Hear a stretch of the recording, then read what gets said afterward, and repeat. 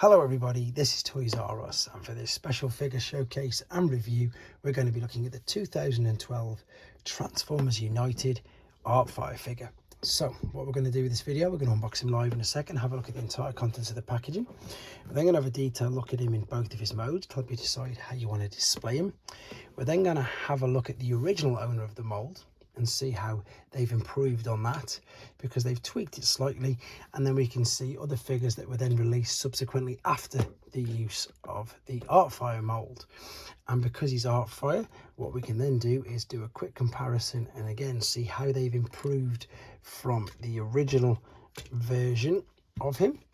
And then at the time of making this video we can also see how he looks and compares to the latest version of him. So as I start to put all these away, I'd like to remind anybody who's not subscribed to this channel, if you'd like to hit that subscribe button for me now, please, because it really will help me out. So, for those of you that are unaware, in Japan, the toy line at the time, Transformers United, was pretty much exclusive to them. It was a bit like Generations, but they just seemed to have more figures. Like they had the Rumble and Frenzy cassettes, and indeed they had some of the Henkei versions of figures, like what Inferno is here. So you can see he's got the additional chrome on him, whereas what the standard Hasbro versions didn't. Now, this particular figure was only available in 2012 as a mail away from this particular book, Transformers Generations 2012. So if you purchase that book, again Japanese exclusive, you could send off for this particular figure. So it's in a black and white box because it's pretty much a special, like a limited edition, like the e-hobby boxes you get. They tend to be in, you know, black and white or all the same color.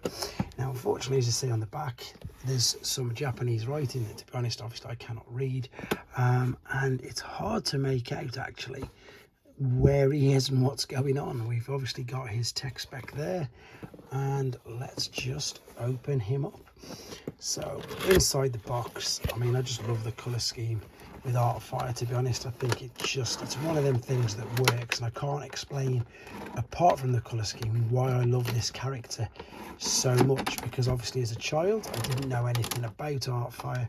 Probably, to be honest, not at all as a child, but I probably didn't know anything about him at all until about 15-20 years ago. I'd never heard of him, never seen him, and probably if I had, I might have just thought, oh, that's a KO of Inferno, but obviously it is not. The character, of course, was invented in 1987, again in Japan as part of the Headmaster's cartoon and indeed toy line. Right, I might be able to get him out without making a lot of racket, because this is a pre-owned one.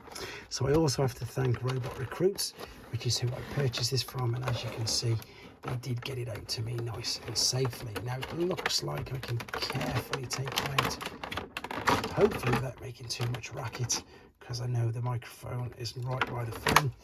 And he's got two Target Masters. So he's got Nightstick, which again is just a redeco of the same nightstick that was used for Cyclonus.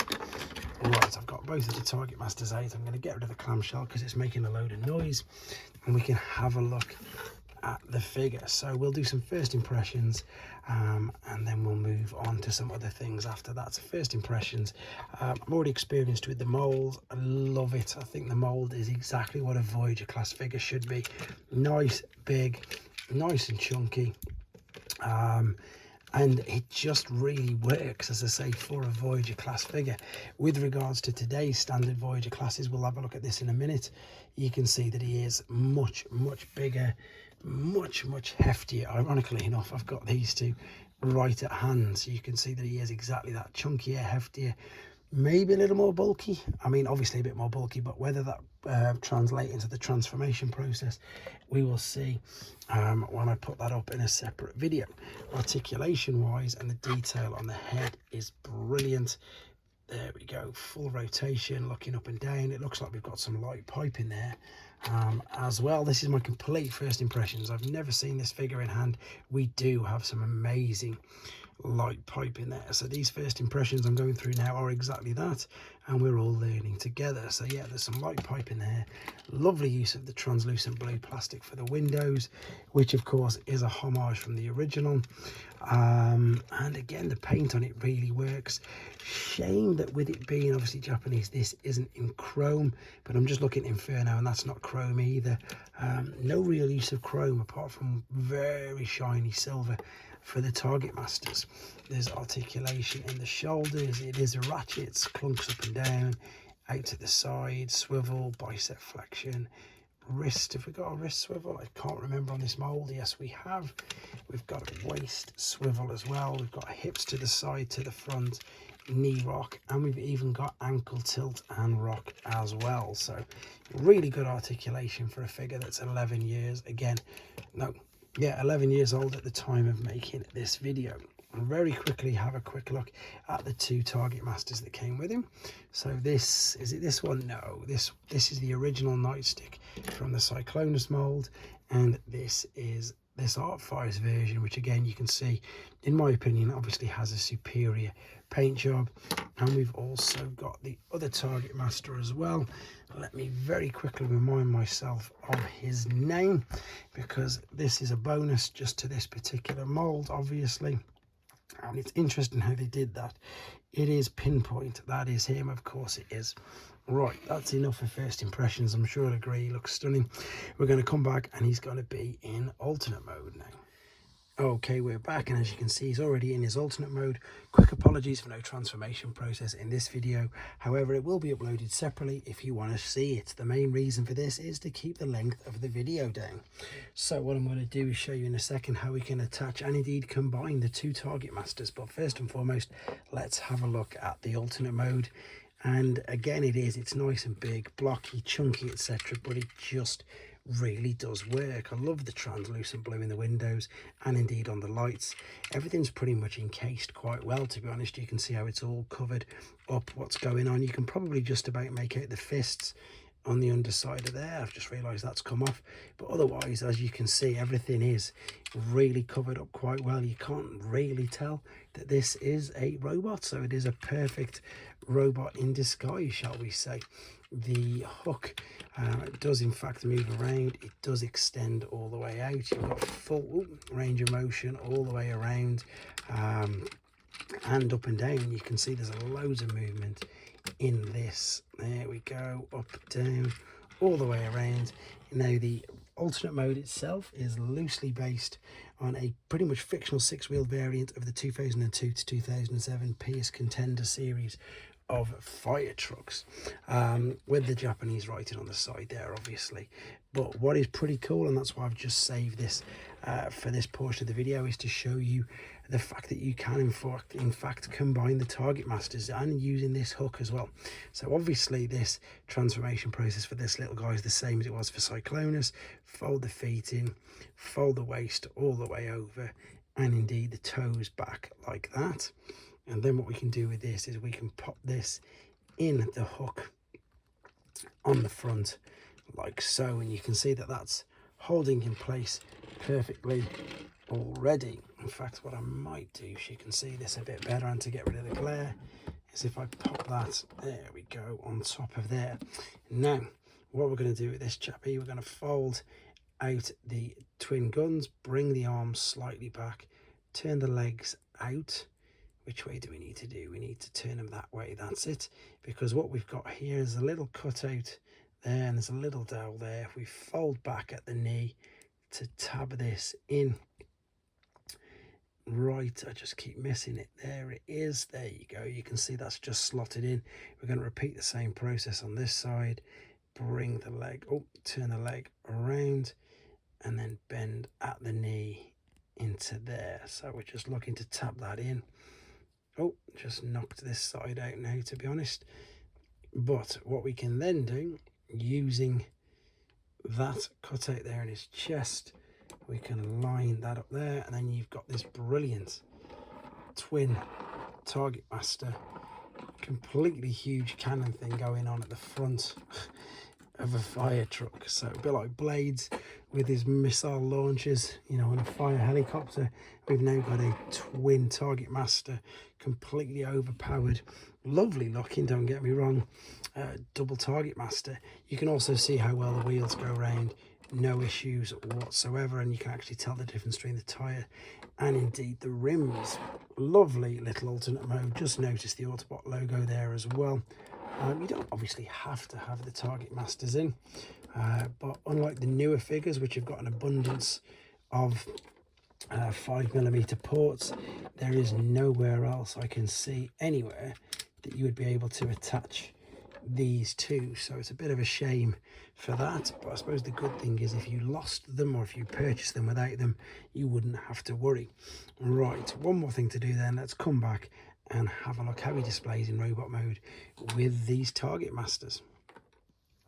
Okay, then we're back for the final time with him in his robot mode, so we can see how he displays and looks with his Target Masters, and also because this is the way that I'm going to be choosing to display him. So again, transformation process will be uploaded separately.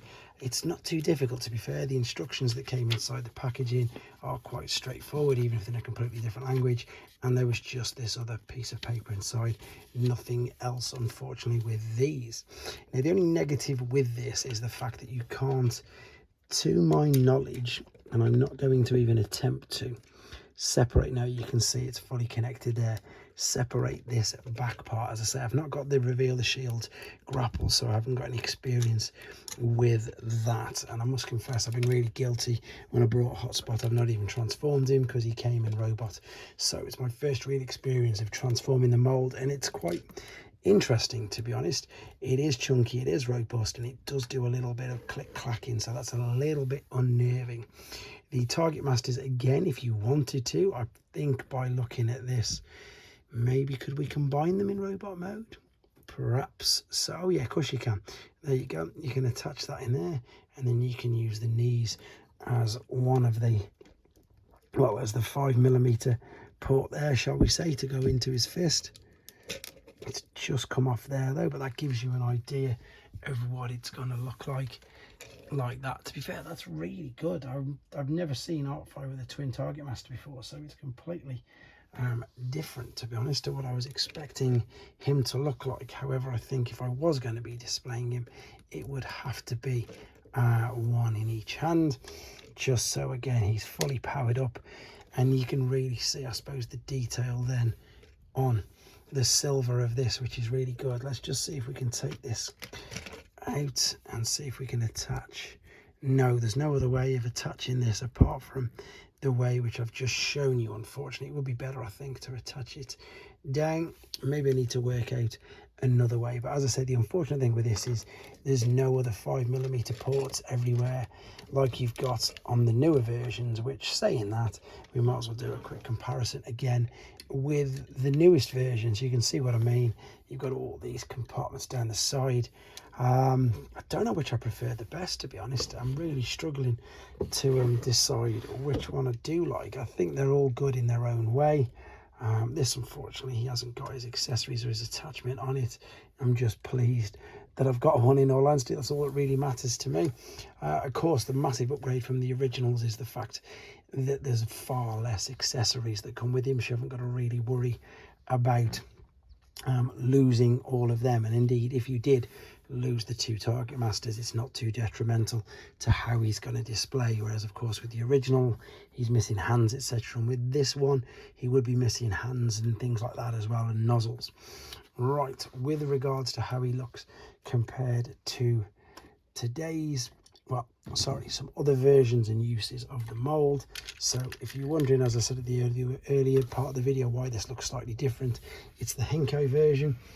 So it's got the chrome on, and as I said, although that's got something attached underneath, I've still not transformed him. But there you go.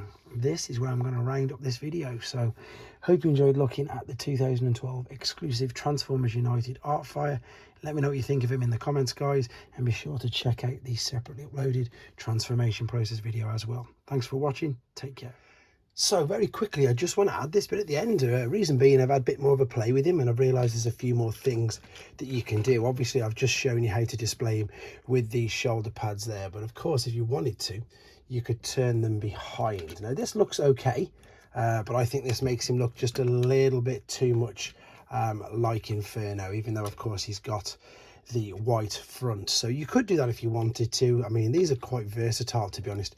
You can pretty much move them anywhere, but I think I'm going to be keeping them on the outside just because I really like the color scheme. So you could do that if you wanted to. And then the last little bit that I wanted to show you, it is in the transformation process video. It is really cool. It's just on the head there, so when you retransform him, you have to move this button and it pops the head out. Just thought I'd put this in the main video as well instead of in the transformation one by itself. So there you go. The transformation process is cool. He displays really well, and indeed, you know, you've got a choice of how you want to display him. But yeah, wanted to add that at the end. Let me know what you think of him. I think he's amazing, obviously. Take care, guys.